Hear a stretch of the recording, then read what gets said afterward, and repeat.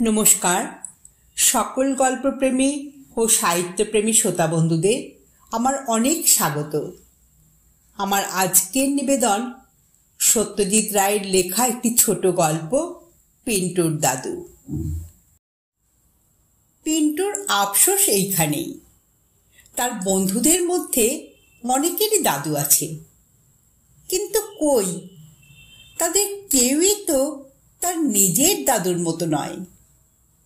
রাজুর দাদুকে সে দেখেছে নিজে হাতে লাল আর বেগুনি কাগজের ফিতে পরপর জুড়ে রাজুর ঘড়ির জন্য লম্বা ল্যাচ তৈরি করে দিতে।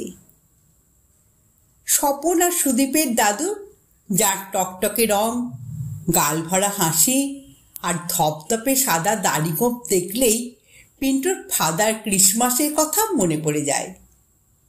তিনি কি দারুণ মজার মজার ছড়া লেখেন।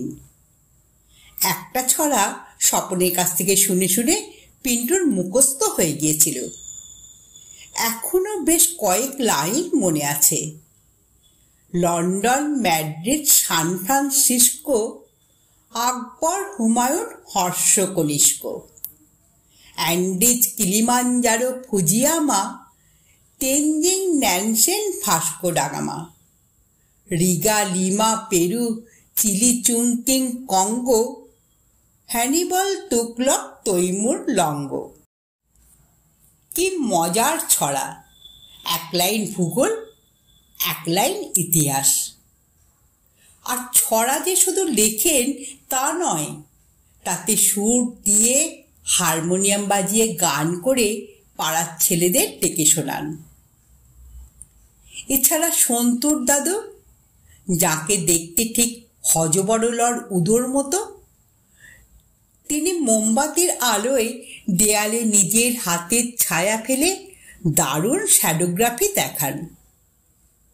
অতীনের দাদু ফাটাফাটি রকম ভালো শিকারের গল্প করেন। সবুর দাদু সাবান জলে কি জানি একটা মিশিয়ে আশ্চর্য রকম মজবুত বুদবুদ তৈরি করেন। একবার তাঁর তৈরি একটা 5 নম্বর ফুটবলের সাইজের বুদবুদকে পিন্টু 7 বার মাটিতে পড়ে লাফিয়ে তারপর ফাটতে দেখেছিল। পিন্টু অনেকবার এইসব ভেবেছে আর নিজের দাদুর সঙ্গে এদের দাদুর তুলনা করে দীর্ঘশ্বাস ফেলেছে। একটা গাল ভরা নাম আছে অবশ্যই পিন্টুর দাদুর, ত্রিদিবেন্দ্র নারায়ণ গুহ মজুমদার। নামের পর আবার অনেকগুলো ইংরেজি অক্ষর আর কমা, ফুলস্টপ। সেগুলো সব নাকি দাদুর পাওয়া ডিগ্রি। মা বাবার কাছে পিন্টু শুনেছে যে দাদুর মতো বিদ্বান লোক শুধু বাংলাদেশে কেন, ভারতবর্ষেই কম আছে। দাদু নাকি 12 বছর বয়সে ম্যাট্রিক পাশ করেছিলেন। তাঁর পড়াশোনার জন্য বাড়ি থেকে প্রায় খরচই দিতে হয়নি, কারণ তাঁর মতো এত বৃত্তি নাকি খুব কম ছাত্রই পেয়েছে। তাছাড়া সোনার উপর মেডেল যে কত আছে তার তো হিসেবই নেই। আর আছে নানান বিশ্ববিদ্যালয় থেকে পাওয়া মানপত্র, যেগুলো দাদুর ঘরের দেয়ালে সব ফাঁক ভরিয়ে দিয়েছে। যদিও দাদু সব বিষয় পণ্ডিত, যে বিষয়টা তার সবচেয়ে ভালো করে জানা সেটাকে বলে দর্শন। এই দর্শন নিয়ে দাদুর লেখা একটি ইংরেজি বই বেরিয়েছে 2 বছর আগে। পিন্টু দেখেছে, সেটায় 772 পৃষ্ঠা আর তার দাম 65 টাকা। কিন্তু এত জ্ঞান, এত বিদ্যা হলেই কি মানুষকে এত গোমরা আর এত থমথমে হতে হবে? পিন্টুর বন্ধুদের মধ্যে তো এটা একটা ঠাট্টারই ব্যাপার হয়ে দাঁড়িয়েছে। হ্যাঁ রে, আজ তোর দাদু হেসেছেন। এই প্রশ্নটা যে পিন্টুকে কতবার শুনতে হয়েছে। উত্তরে সে যদি হ্যাঁ বলে, তাহলে সেটা হবে মিথ্যে কথা। কারণ পিন্টুর এই 8 বছরে এমন একটা দিনও মনে পড়ে না যেদিন সে দাদুকে হাসতে দেখেছে। তবে এও ঠিক যে ধমক ধমক করা বা গলা তুলে কথা বলা এগুলো দাদু বিশেষ করেন না। সেটা সুযোগও বাড়ির লোকে দেয় না, কারণ সবাই জানে যে দাদুর পান থেকে চুনটি খসলে কুরুক্ষেত্র বেঁধে যাবে। পিন্টু মার কাছে শুনেছে যে সে যখন জন্মায়নি তখন জগন্নাথ ধোপা একবার নাকি দাদুর পাঞ্জাবিতে ভুল করে বেশি মার দিয়ে ফেলেছিল। তাতে দাদু তার কাঁঠাল কাঠের লাঠি দিয়ে প্রথম জগন্নাথকে পেটান, তারপর তার গাধাটাকে পেটান। গাধাটা কি দোষ করলো সেটা কারো জিজ্ঞেস করার সাহস হয়নি।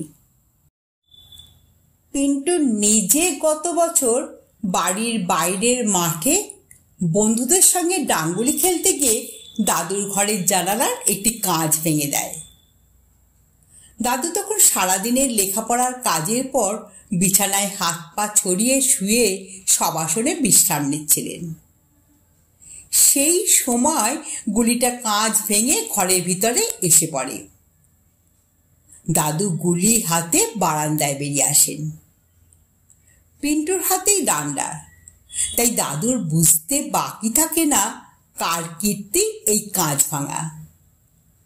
দাদু চোখ রাঙাননি, ধমক দেননি, এমনকি একটি কথাও বলেননি পিন্টুকে। সন্ধেবেলা বাড়ি ফিরলে পর মা পিন্টুকে ডেকে বললেন, ডান্ডাটা দে, ওটা থাকবে দাদুর ঘরে, আর 7 দিন তো সব খেলা বন্ধ। পিন্টুর চোখে জল এসে গিয়েছিল। 7 দিন খেলা বন্ধের চেয়েও বেশি আফসোস হয়েছিল ডান্ডা গুলিটার জন্য। বিশেষ করে গুলিটা শ্রীনিবাস কি সুন্দর করে দা দিয়ে ছুঁচলো করে কেটে দিয়েছিল দুটো দিক। এত ভালো গুলি এ তল্লাটার কারণ নেই। অথচ পিন্টু জানে যে দাদু ছেলেবেলায় এরকম ছিলেন না। বাড়িতে একটা অনেক পুরনো দিনের বিলিতি ফটো অ্যালবাম আছে, যার মোটা মোটা পাতার পাশগুলোতে সোনার জল লাগানো। সেই অ্যালবামে দাদুর একটা ছবি আছে 62 বছর আগে তোলা। তখন দাদুর পিন্টুরই বয়স। তাতে দাদুর পরনে হাফ প্যান্ট, মুখে হাসি আর হাতে একটি হকি স্টিক। তার তখনকার চেহারার সঙ্গে পিন্টুর নিজের চেহারার আশ্চর্য মিল সেটা পিন্টু বেশ বুঝতে পারে। সেই হাসি খুশি খেলুড়ে কোকা বয়সের সঙ্গে সঙ্গে এমন হয়ে গেল কি করে? দাদু যে সব সময় পিন্টুদের বাড়িতেই থাকেন তা নয়। পিন্টুর জ্যাঠামশাই আসামের জঙ্গল বিভাগে বড় চাকরি করেন। তার একটা চমৎকার বাংলো আছে জঙ্গলের ভিতরে। দাদু মাঝে মাঝে সেখানে গিয়ে থেকে আসেন মাসখানেক করে। যাবার সময় সুটকেস বোঝাই বই আর খাতা নেন সঙ্গে, আর যখন ফেরেন তখন খাতাগুলো লেখায় ভরে যায়। যে সময়টা তিনি থাকেন না সে সময়টা বাড়ির চেহারায় পাল্টে যায়। পিন্টুর দিদি রেডিওতে সিনেমার গান শোনে, দাদা হপ্তায় 2টো করে ফাইটিংয়ের ছবি দেখে, বাবার চুরুট খাওয়া বেড়ে যায়, আর মা দুপুর হলেই পাড়ার সদু মাসি লক্ষ্মী মাসিদের ডেকে এনে দিব্যি খোশ মেজাজে তাস খেলেন আর আড্ডা দেন। দাদু ফিরে এলেই অবশ্য আবার যেইকে সেই। কিন্তু এবার হলো একটু অন্যরকম। 1 মাসের জন্য দাদু গিয়েছিলেন আসামে তার বড় ছেলের কাছে। পিন্টু মা বাবার সঙ্গে এক ঘরে শোয়ে।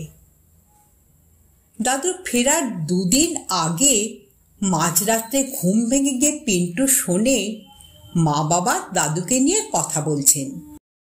পিন্টু মটকা মেরে পড়ে থেকে প্রায় 5 মিনিট ধরে কথা শুনল।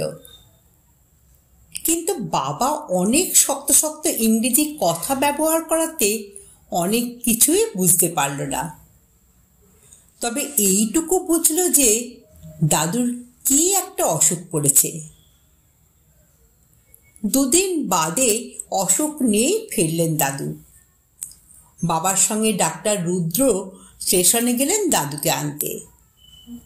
বাবার অ্যাম্বাসাডার গাড়িতেই দাদু ফিরলেন, আর তাকে গাড়ি থেকে ধরে নামালেন বাবা আর ডাক্তার রুদ্র।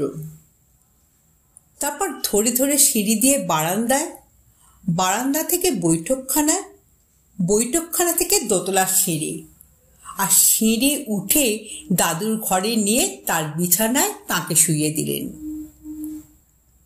পিন্টু ঘরের দরজায় দাঁড়িয়ে ব্যাপারটা দেখছিল।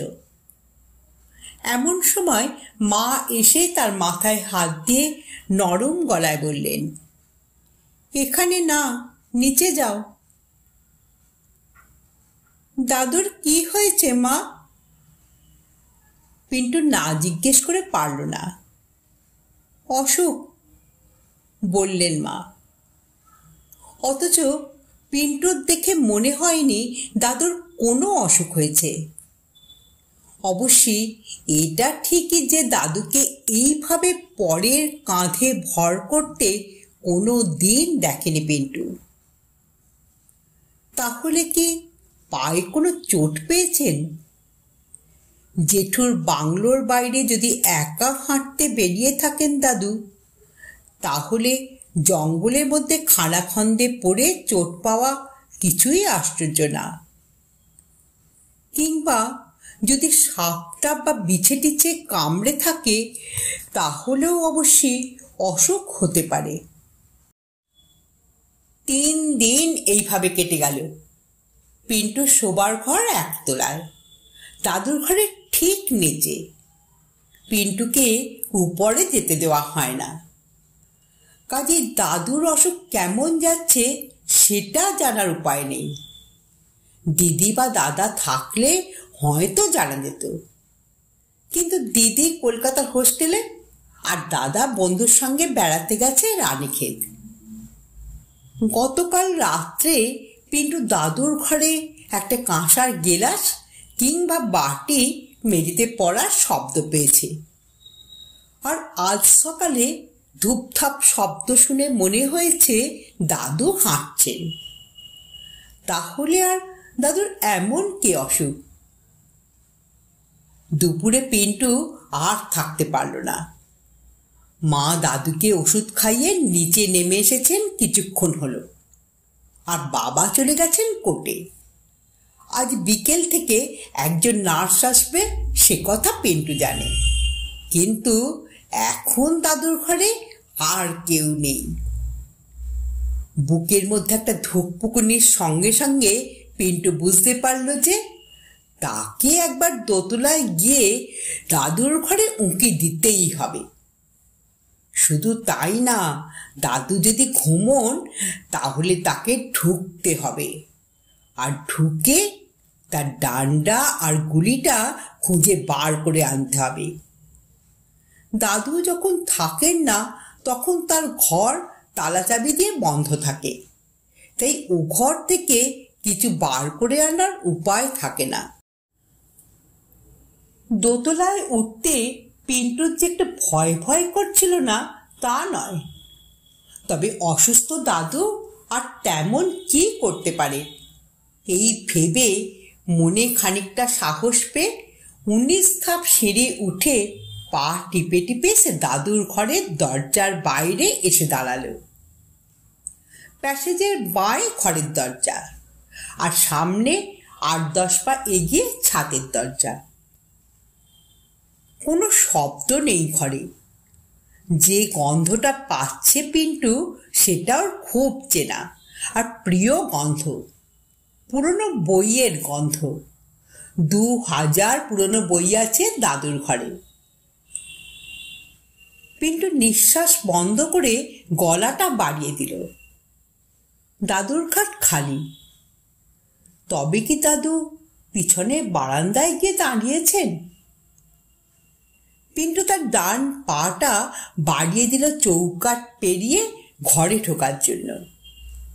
পাটা চৌকাঠের ওদিকে মেঝেতে পৌঁছবার আগেই একটা শব্দ এলো তার কানে, খাটাং খাটাং খাটাং। পিন্টু চমকে পেছিয়ে আসতেই আর একটা শব্দ, কুই। পিন্টুর চোখ চলে গেল ছাতের দরজার দিকে। দরজার পাশ দিয়ে একটা মুখ উঁকি মারছে, দাদুর মুখ। এ মুখ পিন্টু এর আগে কখনো দেখেনি। সারা মুখ হাসিতে উজ্জ্বল, চোখের চাহনি দুষ্টুমিতে ভরা। পিন্টু অবিশ্বাসের দৃষ্টিতে চেয়ে রইল সেই মুখের দিকে। তারপর দাদুর ডান হাতটা বেরিয়ে এলো দরজার পাশ দিয়ে। পিন্টু দেখল সে হাতে ধরা তার ডাঙ্গুলির ডান্ডা। এবার দাদু পিন্টুকে আসবার জন্য ইশারা করে দরজা থেকে সরে গেলেন। পিন্টু ছাতের দিকে এগিয়ে গেল। বেশ বড় খোলা ছাদ। ছাতের মাঝখানে রাখা শ্রীনিবাসের তৈরি কাঠের গুলি। দাদু পিন্টুর দিকে চেয়ে একবার হেসে হাতের ডান্ডাটা গুলির দিকে তাক করে মারলেন, খাটাং। গুলিতে লাগলো না ডান্ডা। তারপর আবার মারতেই গুলির ঠিক মোক্ষম জায়গায় বাড়ি লেগে সেটা বাঁই বাঁই করে ঘুরতে ঘুরতে ছাতের 4 হাত উপরে উঠল। আর ঠিক সেই মুহূর্তে দাদু চালালেন ডান্ডা। ডান্ডার বাড়ি লেগে গুলিটা ছাতের 50 হাত পশ্চিমে সুপারি গাছটার মাথার উপর দিয়ে সন্তুদের বাড়ির দিকে সাঁ করে চলে গেল উড়ন্ত উপড়ের মতো। তারপরেই শুরু হলো দাদুর খিলখিলে হাসির সঙ্গে হাততালি আর লাফানি। পিন্টু ছাদ থেকে নিচে নেমে এলো। মাকে ঘটনাটা বলতে মা বললেন, ওটাই নাকি দাদুর অসুখ। এরকম অসুখ নাকি মাঝে মাঝে বুড়োদের হয়। তারা আর বুড়ো থাকে না, খোকা হয়ে যায়।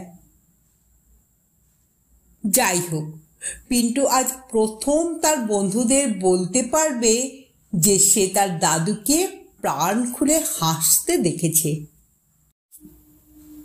আপনারা এতক্ষণ শুনছিলেন সত্যজিৎ রায়ের পিন্টুর দাদু গল্পটি। গল্পটি এখানেই সমাপ্ত হলো। যদি শ্রোতা বন্ধুদের আমার গল্প পাঠ ভালো লেগে থাকে তাহলে অবশ্যই একটা লাইক দেবেন এবং পাশের মানুষের সঙ্গে গল্পটি শেয়ার করবেন। আর যারা প্রথমবার আমার চ্যানেলে গল্পটি শুনছেন তারা কাইন্ডলি একটু সাবস্ক্রাইব করে দেবেন। আপনারা সকলে খুব ভালো থাকবেন। নমস্কার।